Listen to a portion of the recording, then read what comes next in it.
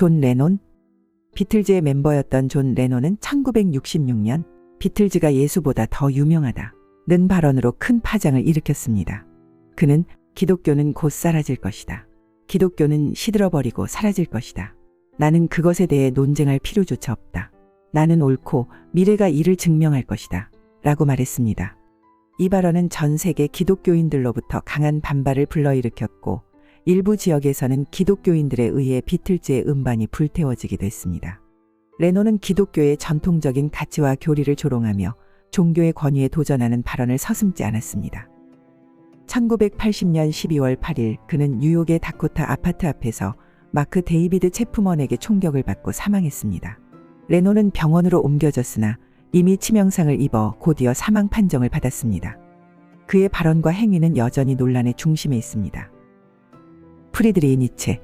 프리드리히 니체는 19세기 독일의 철학자로 그의 저서와 철학적 사유에서 기독교에 대한 조롱과 비판이 두드러졌습니다. 니체는 기독교를 노예 도덕이라고 부르며 인간의 창의성과 자율성을 억압하는 도덕 체계로 여겼습니다. 그의 저서 안티크리스트에서는 기독교의 가르침을 약자와 병약함을 옹호하는 것으로 묘사하며 신랄하게 비판했습니다. 니체는 신은 죽었다는 선언을 통해 기독교의 영향력이 감소하고 있음을 강조하며 새로운 도덕적 가치와 인간의 초월성을 주장했습니다. 하지만 니체의 최후는 정말 비극적이었습니다. 1889년 그는 정신질환으로 인해 정신이 혼미해졌고 남은 생애를 여러 정신병원과 요양원에서 보냈습니다. 그의 병은 일반적으로 진행성 마비성 치매로 진단되었으며 이는 매독의 후기 합병증으로 여겨졌습니다. 그리고 1900년 8월 니체는 바이마르에서 55세의 나이로 사망했습니다. 아돌프 히틀러. 아돌프 히틀러는 나치 독일의 독재자로 공공연히 기독교의 가르침을 비판하며 이를 약자와 병약함을 옹호하는 것으로 간주했습니다. 그는 예수를 유대인의 왕으로 폄하하고 기독교의 도덕적 가치를 무시했습니다. 나치는 기독교 교회를 감시하고 반나치적 성향의 성직자들을 체포하거나 처형했으며 교회 재산을 압수하고 종교 활동을 제한했습니다. 히틀러의 최후는 그의 폭정과 파괴적인 통치의 결과로 비극적으로 끝났습니다. 1945년 4월 제2차 세계대전에서 독일이 패배의 길을 걷게 되자 히틀러는 베를린의 지하 벙커에 은신했습니다. 연합군이 베를린을 포위하고 소련군이 점점 다가오는 상황에서 히틀러는 4월 30일 자신의 애인 에바 브라운과 함께 자살했습니다. 히틀러는 권총으로 자살했고 에바 브라운은 독약을 마셨습니다. 그들의 시신은 즉시 소각되었습니다. 이오시프 스탈린. 스탈린은 소련의 독재자로 그의 통치하에서 기독교와 예수는 심한 조롱과 탄압을 받았습니다. 스탈린은 공산주의 이념을 강력히 추진하며 종교를 인민의 아편으로 간주했습니다. 그는 교회와 성직자들을 탄압하고 많은 교회를 폐쇄하거나 파괴했습니다. 스탈린 정권 하에서 성직자들은 체포되어 강제 노동 수용소로 보내지거나 처형되었습니다. 또한 그는 성경을 소지하거나 종교 모임을 가지는 것을 금지했습니다. 이러한 행위는 기독교 신앙을 조롱하고 억압하기 위한 수단으로 사용되었습니다. 하지만 그의 죽음은 정말 고독하고 처참했습니다. 1953년 3월 그는 자신의 별장에서 뇌졸중으로 쓰러졌고 몇 시간 동안 아무런 도움도 받지 못한 채 방치되었습니다. 결국 그는 의식을 잃은 채 발견되었고 며칠 후 사망했습니다. 그의 죽음은 공포와 압제의 시대가 끝나는 것을 의미했으며 많은 이들에게 해방감을 안겨주었습니다. 마릴린 먼로. 마릴린 먼로는 정말 유명했던 할리우드 여배우로 그녀의 삶은 종종 화려함과 비극으로 뒤섞여 있었습니다. 전도자 빌리 그레함은 먼로에게 복음을 전하며 그녀의 구원을 위해 기도하겠다고 말했으나 먼로는 그의 제안을 단호히 거부했습니다. 이때 그녀가 한 말이 유명합니다. 나는 당신의 예수가 필요하지 않아요. 이 사건은 먼로가 기독교 신앙을 조롱한 대표적인 사례로 인용되곤 합니다. 먼로는 자신의 삶에서 기독교 신앙과 거리를 두었으며 때로는 이를 조롱하는 태도를 보였습니다. 그리고 그녀의 반항적인 태도는 종종 대중 앞에서 기독교적 가치와 충돌하는 모습으로 나타났습니다. 마릴린 먼로의 최후는 비극적이었습니다. 1962년 8월 5일 그녀는 36세의 나이로 자택에서 약물 과다 복용으로 사망한 채 발견되었습니다. 그녀의 죽음은 자살로 추정되었으며 그 원인으로는 그녀의 삶에 대한 깊은 절망과 외로움이 지목되었습니다. 짐 존스. 짐 존스는 미국의 종교 지도자로 인민사원이라는 사이비 종교 단체를 이끌었습니다. 그는 자신을 예수의 재림으로 자칭하며 기독교 교리와 예수의 가르침을 왜곡하고 조롱했습니다. 존스는 성경을 자신의 목적에 맞게 재해석하며 자신이 신성한 인물임을 주장했습니다. 그러던 1978년 짐 존스는 추종자들과 함께 남아메리카 가이아나에 있는 존스타운으로 이주하였고 그곳에서 철저한 통제를 통해 사이비 공동체를 운영했습니다. 그리고 같은 해 11월 존스는 신도들에게 집단 자살을 명령했습니다. 그 명령으로 900명 이상의 신도들이 사이아나 칼륨이 섞인 음료를 마셨고 그 자리에서 모두 목숨을 잃었습니다. 존스 또한 신도들과 함께 자살했으며 그의 시신은 존스타운에서 발견되었습니다. 그의 죽음은 종교적 맹신과 독재적 통제의 위험성을 경고하는 사건으로 기억됩니다. 베니토 무솔리니. 베니토 무솔리니는 이탈리아의 파시스트 독재자로 그의 통치하에서 예수와 기독교는 조롱과 탄압을 경험했습니다. 무솔리니는 초기에는 교회와 협력하는 모습을 보였으나 실제로는 자신의 권력을 강화하기 위해 종교를 이용했습니다. 그는 예수를 단지 역사적 인물로 격화시키며 기독교의 가르침을 비판했습니다. 무솔리니는 기독교인들의 신앙을 약화시키고 파시즘을 새로운 국가 종교로 만들기 위해 노력했습니다. 그의 선전 기구는 기독교의 도덕적 권위를 훼손하려 했고 성직자들을 감시하며 반체제 인사로 몰아세웠습니다. 무솔리니의 최후는 그의 잔혹한 통치와 맞물려 비극적으로 끝났습니다. 1945년 제2차 세계대전에서 패망한 후 그는 연합군과 이탈리아 파르티잔에게 쫓기게 되었습니다. 그는 스위스로 도망치려다 체포되었고 1945년 4월 28일 이탈리아 북부의 한 마을에서 파르티잔에 의해 처형되었습니다. 그의 시신은 밀라노로 옮겨져 대중 앞에 거꾸로 매달려 공개적으로 조롱당했습니다. 무솔리니의 죽음은 그의 폭력적이고 독재적인 통치의 종말을 상징하며 많은 이들에게 해방과 정의의 순간으로 기억되었습니다. 맥스미니아누스 다이아. 맥스미니아누스 다이아는 로마 제국의 황제로 기독교인들을 잔인하게 박해하고 조롱한 인물로 알려져 있습니다. 305년의 황제로 즉위한 그는 기독교를 위협적인 종교로 간주하며 기독교인들을 조직적으로 탄압했습니다. 다이아는 기독교인들에게 신앙을 포기하고 로마의 전통 신들에게 제사를 지내도록 강요했습니다. 이를 거부한 기독교인들은 체포되어 고문을 당하거나 처형당했습니다. 다이아는 기독교인들의 신앙을 조롱하며 그들의 고통을 공개적으로 즐겼습니다. 특히 그는 기독교인들을 원형 경기장에서 야수들에게 던져주거나 화형에 처하는 등 잔인한 처벌을 가했습니다. 그러나 그의 최후는 비참했습니다. 313년 그는 리키니우스와의 전투에서 패배한 후 도망치던 중에 독이 섞여 있는 음료를 마신 후 심각한 고통에 시달리다가 결국 사망했습니다. 그의 죽음은 고통스럽고 비참했습니다. 그의 생애와 죽음은 폭력과 권력 남용의 위험을 경고하며 종교적 박해의 어두운 면을 보여주는 역사적 사례로 남아있습니다. 데이비드 코레시. 데이비드 코레시, 본명 버논 웨인 하월은 1959년 태어나 미국의 종교 지도자로 다위파라는 종파의 지도자였습니다. 그는 자신을 예수의 재림으로 자칭하며 기독교 교리와 전통을 조롱하고 왜곡했습니다. 코레시는 성경을 자신의 방식으로 해석하여 신도들에게 신성한 계시를 전하는 자로 자임했습니다. 그는 예수의 재림을 예언하며 자신의 종말론적 교리를 강요했습니다. 그의 가르침은 기독교의 기본 교리와는 크게 어긋났으며 자신이 신성한 존재임을 주장하는 등 기독교인들을 조롱하는 것으로 비춰졌습니다. 코레시의 최후는 비극적이었습니다. 1993년 그의 공동체는 텍사스주 웨이코에서 미국 연방법 집행기관과의 대치 상황에 놓였습니다. 연방수사국과의 51일간의 대치 끝에 코레시와 그의 추종자들은 최후의 결전을 준비했습니다.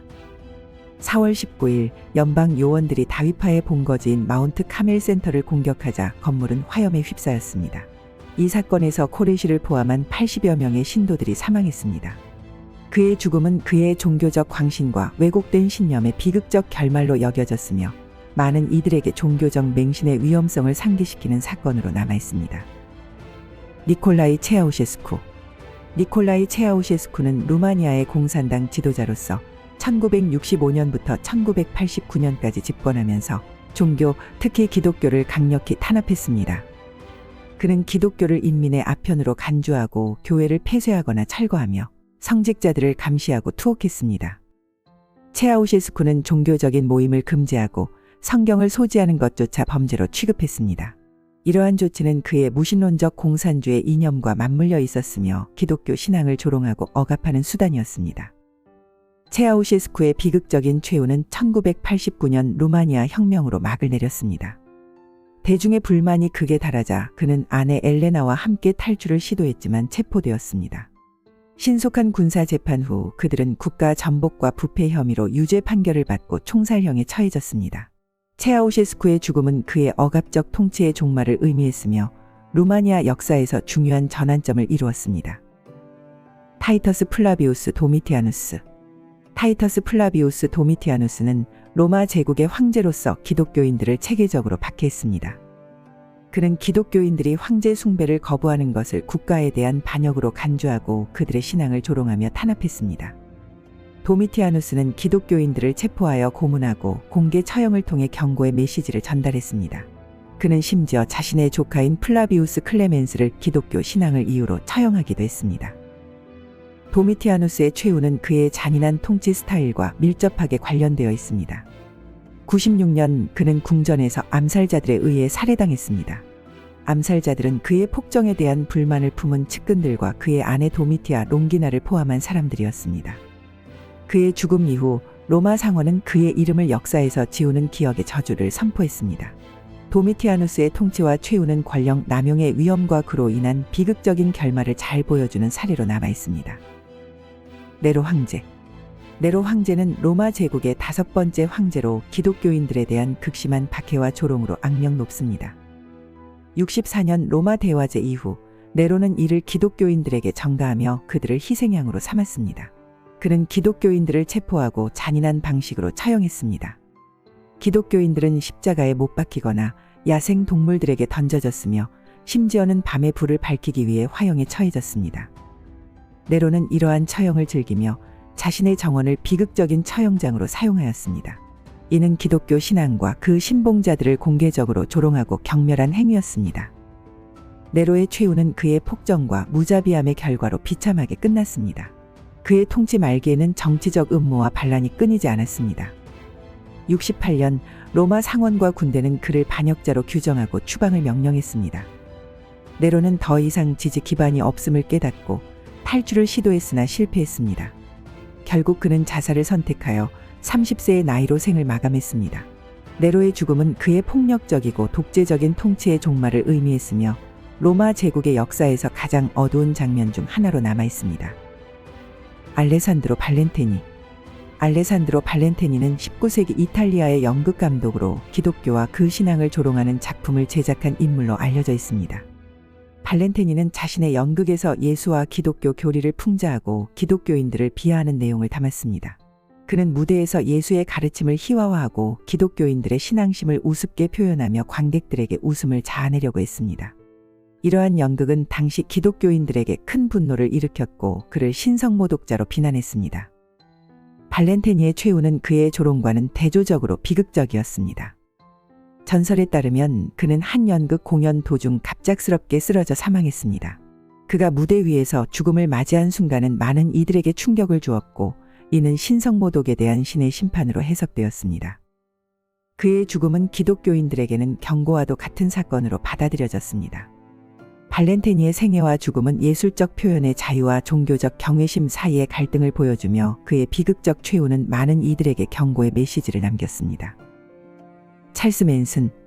찰스 맨슨은 1934년 미국 오하이오주에서 태어난 범죄자로 1960년대 말 맨슨 패밀리 컬트를 이끌며 악명을 떨쳤습니다. 불우한 어린 시절을 보낸 그는 청소년기의 범죄에 연루되어 여러 차례 구금되었으며 성인이 되어서는 사이비 종교 집단을 형성했습니다. 그는 자신을 예수의 재림으로 자칭하고 성경의 가르침을 왜곡하여 신도들을 세뇌했습니다. 맨슨은 성경의 구절을 자신의 폭력적이고 파괴적인 목적에 맞게 해석하며 기독교 신앙을 조롱했습니다. 그는 헬터 스켈터라는 종말론적 인종 전쟁을 예언하고 이를 위해 폭력을 정당화했습니다. 그의 메시지는 기독교의 평화와 사랑의 교리를 완전히 왜곡하고 조롱하는 내용으로 가득했습니다. 맨슨의 최후는 그의 범죄적 행위와 함께 비극적으로 끝났습니다.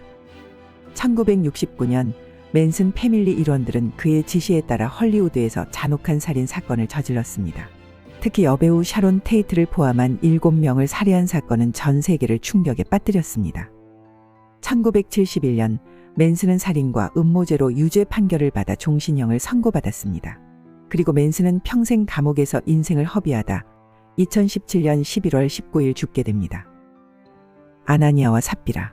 아나니아와 삽비라는 신약 성경 사도행전 5장에 등장하는 부부로 그들의 이야기는 초대 교회 공동체 내에서의 사건을 다룹니다. 이 부부는 기독교 공동체의 일원으로서 자신의 재산을 팔아 그 돈을 공동체에 기부하기로 약속했습니다. 그러나 아나니아와 삽비라는 일부 금액을 속이고 나머지 금액만을 사도들에게 가져가 헌금하면서도 전액을 기부한 것처럼 거짓말했습니다. 이는 그들이 공동체와 하나님을 조롱한 행위로 여겨졌습니다. 이 사건은 기독교 공동체 내에서 큰 충격을 불러일으켰습니다. 아나니아가 먼저 사도 베드로 앞에서 거짓말을 하자 베드로는 그를 책망하며 왜 성령을 속였는지 물었습니다. 아나니아는 베드로의 말이 끝나자마자 그 자리에서 즉사했습니다. 이후 그의 아내 삽비라도 동일한 거짓말을 하며 돈의 일부를 숨겼다는 사실이 밝혀졌습니다. 그녀 역시 남편의 죽음에 대해 알지 못한 채 베드로 앞에 왔고 같은 질문을 받았으며 거짓말을 한 후 즉시 죽음을 맞이했다고 합니다.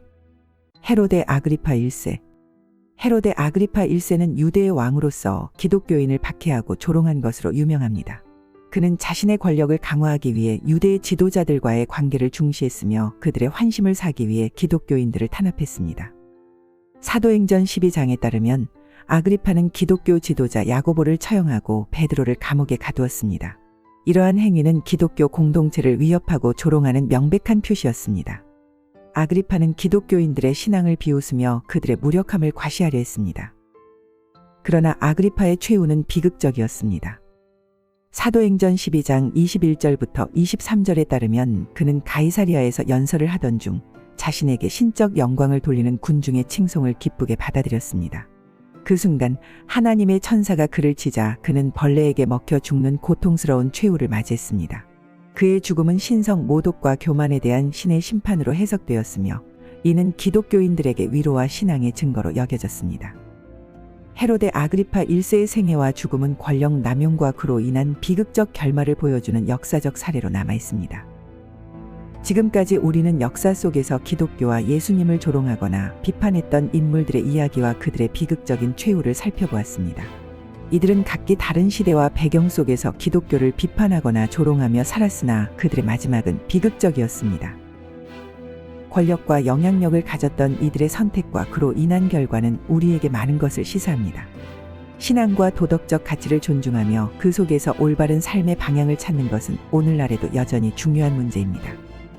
오늘 영상을 통해 여러분이 얻은 교훈을 마음에 새기고 우리의 삶 속에서 어떻게 적용할 수 있을지 고민해 보시길 바랍니다. 앞으로도 더욱 깊이 있는 이야기와 교훈을 나눌 수 있기를 기대합니다. 시청해 주셔서 감사합니다.